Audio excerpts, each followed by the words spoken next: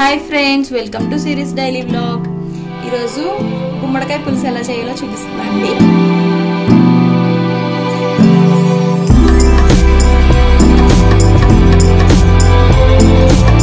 First దానికోసం మనం stove on చేసుకుని కుక్కర్ పెట్టుకోవాలి. అంతలోపు మనం గుమ్మడికాయ పులుసుకి గుమ్మడికాయ ముక్కలు ఈ సైజులో కట్ చేసి పెట్టుకోవాలండి.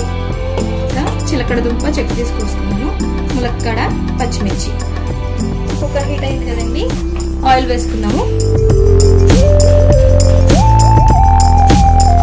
ఆయిల్ హీట్ అయింది కదండి, పోపు వేసుకున్నాము. కొంచెం ఆవాలు, హాఫ్ స్పూన్ మెంతులు, హాఫ్ స్పూన్ జీలకర్ర, 1 స్పూన్ మినపప్పు, ఒక 2 ఎండుమిర్చి.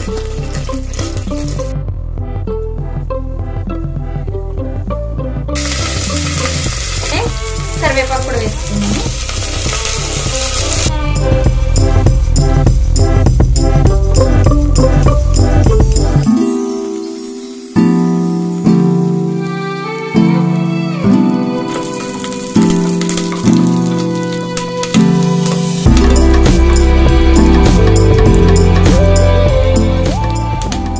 పోపు వేగిపోయింది కదండి, ఇప్పుడు ఈ ముక్కలన్నీ వేసేసుకున్నాము. గుమ్మడికాయ ముక్కలు, చిలకడ దుంప, ములక్కడ వేసేసుకోవాలి.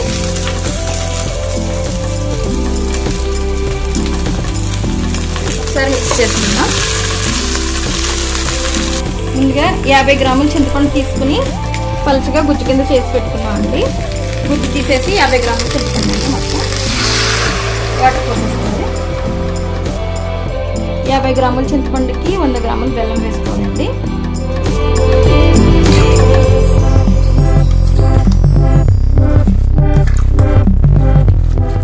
ఒకసారి మిక్స్ చేసుకుందాం.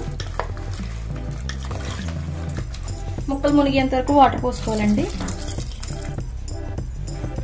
ఇందులోనే కొంచెం పసుపు, 1 స్పూన్ ఉప్పు వేసుకున్నాము, 1 స్పూన్ కారం వేసుకున్నాం. ఒకసారి అంతా మిక్స్ చేసుకున్నాము.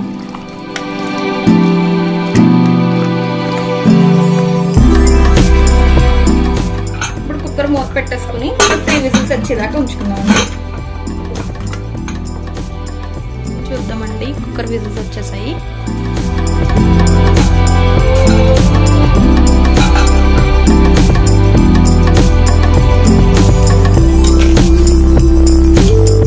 పులుసు చిక్కబడినివ్వాలండి. సిమ్లో పెట్టుకుని ఒక 10 నిమిషాలు ఉంచుకుంటే పులుసు అనేది చిక్కబడుతుంది.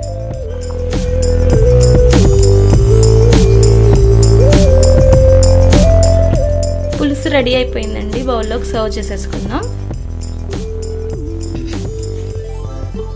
ఇంతే అండి, గుమ్మడికాయ పులుసు రెడీ అయిపోయిందండి.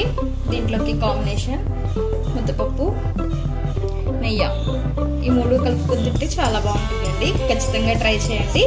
ఎలా వచ్చిందో కమెంట్ చేసి చెప్పండి. నా ఛానల్ని సబ్స్క్రైబ్ కూడా చేసుకోండి. Thank you for watching.